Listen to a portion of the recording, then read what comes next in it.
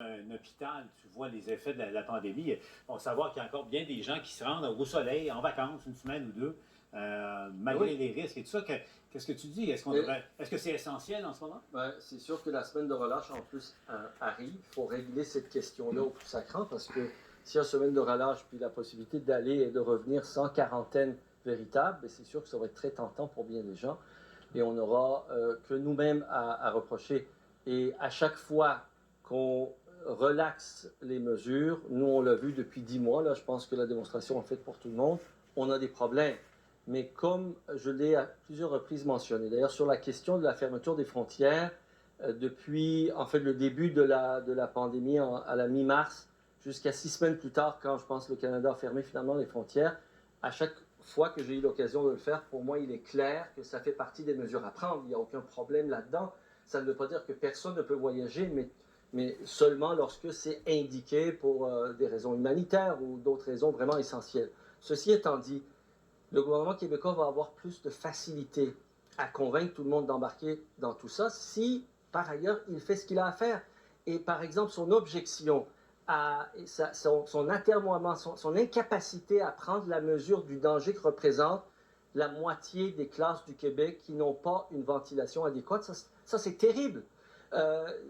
Caché derrière le prétendu fait, on n'est pas tout à fait convaincu que c'est absolument la meilleure mesure, la plus sans faille qu'il faut. Alors que pour bien d'autres choses, sans avoir besoin de preuves 100%, je parle par exemple de la question de la vaccination, de changer le calendrier, on prend des mesures quand on pense que c'est la meilleure chose à faire. Or, si les écoles reprennent, comme c'est le cas, puis on ne fait rien pour changer la situation dans les écoles, je vous le prédis, dans 2 semaines, ça sera à recommencer. On aura fait ce couvre-feu, puis tout ce lockdown pour rien encore. Donc, Amir, tu dis qu'il y a un gros nuage qui nous pend au-dessus de la tête à cause de la ventilation dans les classes. Absolument, absolument. Le rapport produit pour le ministère était complètement dans le champ, complètement. Regardez, leur seuil pour déclarer qu'il y a un problème, c'était 2000 particules par million, alors que les seuils réclamés avant la pandémie par l'INSPQ pour assurer une bonne ventilation étaient en bas de 1000. Et on sait maintenant depuis 6 mois que les données rentrent sur diverses mesures de la relation entre la qualité de l'air et la transmission, qu'au-dessus de 800, on commence à doubler le taux de transmission.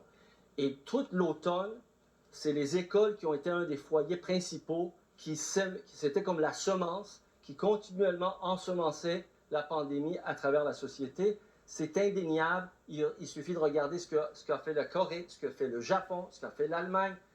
Et moi, je trouve ça terrible que le gouvernement ne bouge pas là-dessus. Vous parlez du couvre-feu. Hier, j'aimerais revenir là-dessus. La mairesse de Montréal, aujourd'hui, s'est dit très déçue là, que le premier ministre Legault ait rejeté du revers de la main sa demande d'exempter les itinérants, les sans-domicile fixe du couvre-feu. On le rappelle, malheureusement, il y a eu mort d'homme, un itinérant qui s'est réfugié dans une toilette mobile, semble-t-il, pour fuir la police et est mort gelé. C'est terrible. Et là, Mathieu, t'en penses quoi, toi? Est-ce qu'on évacue ce débat trop rapidement? Non, moi, je pense qu'il y a 2 choses.